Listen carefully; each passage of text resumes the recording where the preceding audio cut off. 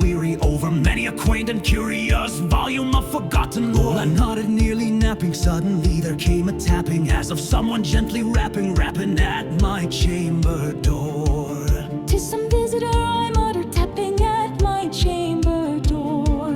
Only this and nothing more.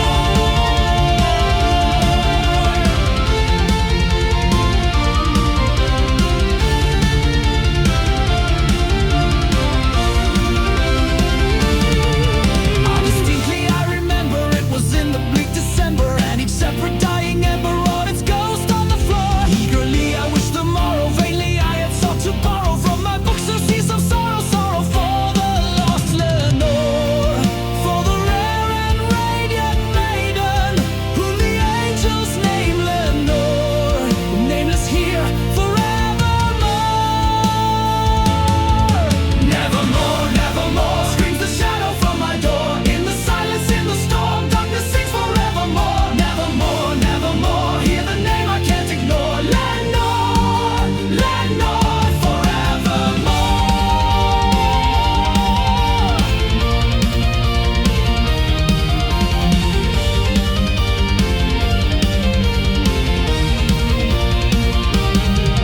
And the silken set uncertain rustling of each purple curtain fill me with fantastic terrors never felt before. And now to still the beating of my heart I stood repeating, "'Tis some visitor entreating entrance at my chamber door." Some late visitor entreating entrance at my chamber door. This it is and nothing more.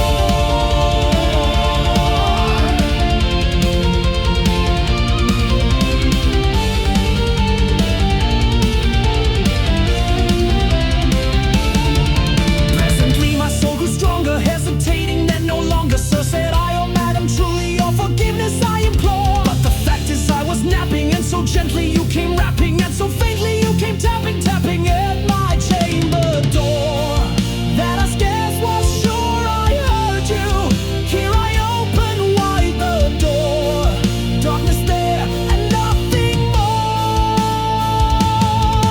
Nevermore, nevermore, screams the shadow from my door. In the silence, in the storm, darkness sings forevermore. Nevermore, nevermore, hear the name I can't ignore. Lenore, Lenore, forevermore.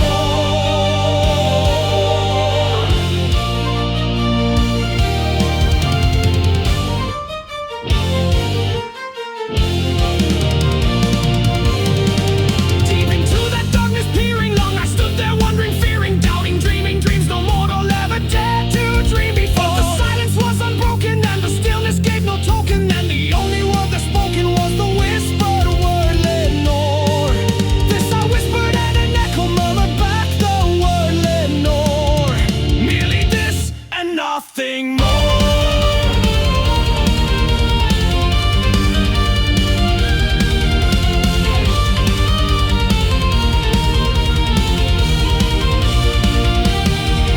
Back into the chamber turning, all my soul within me burning. Soon again I heard a tap him somewhat louder than before. "Surely," said I, "surely that is something at my window lattice. Let me see then what their rat is and this mystery explore. Let my heart be still a moment and this mystery explore. 'Tis the wind and nothing more.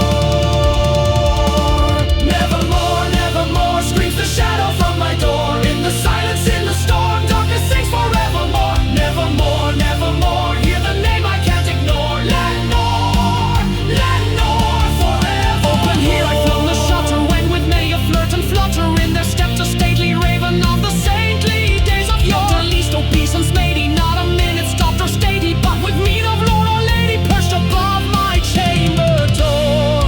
Perched upon a bus of Paula's just above my chamber door. Perched and sat and nothing more.